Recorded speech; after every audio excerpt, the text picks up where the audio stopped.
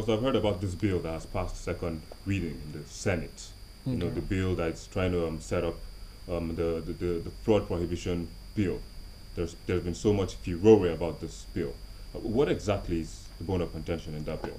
Okay, the bill, the only bone of contention brings about so much bra is the section 13, subsection 13B of the said bill, which states that people who criticize the government on social media are liable to 7 years imprisonment, option of fine with or without, and all. So a lot of people have been seeing some sort of like a trapdoor with that section, subsection 13B, and that's exactly what it's B. Okay. Yeah. So subsection 13B of the bill, it's like that's the reason why everyone is just so scared, and we've been talking about it.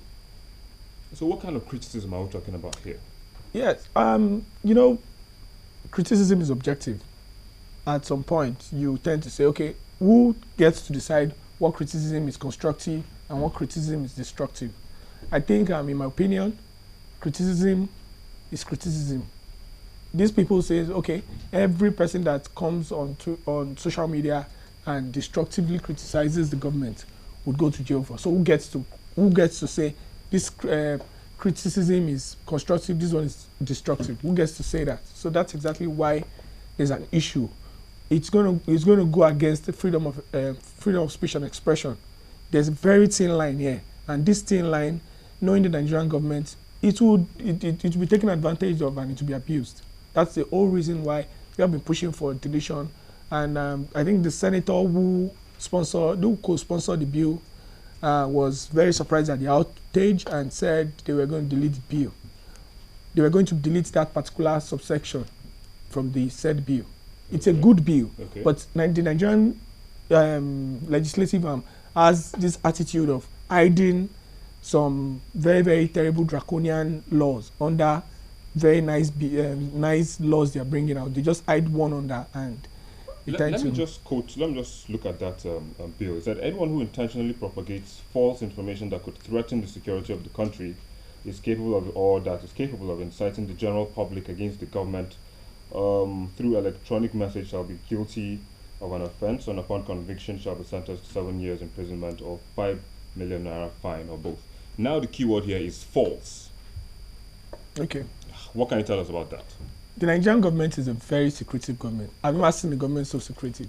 We want to know about the health of the president. Secretive? I mean, I'm saying you cannot walk into a government office and ask questions and get straight answers. These people are they're always playing the cony way with you. I went on a budget creation gig for some firm, and we're supposed to collect budgets from all 36 states of the federation, and so as to be able to track the spending and everything. It was only Lagos that had the budget on the website. Every other state you get to, you tell them, I want the budget of your state for 2010. You'll be like, what do you want to do with the budget? Do you understand what I'm saying? But the governors announced this budget, don't they? No, I am not talking the one they come on TV and say, oh, we are spending 900 billion this year, we're spending 500 billion. We want the breakdown. How much is the government going to spend on feeding, on travel and tours, on this and on that? At the end of the day, you find out that it is because most people do not care, and the Nigerian government naturally is very secretive about these things. So people want information. There's an information where now something comes up, you hear about it, you talk about it, and somebody somewhere sits down and says, oh, it's false. We heard about Asari Dokubo, for instance. Asari Dokubo was arrested in Benin Republic.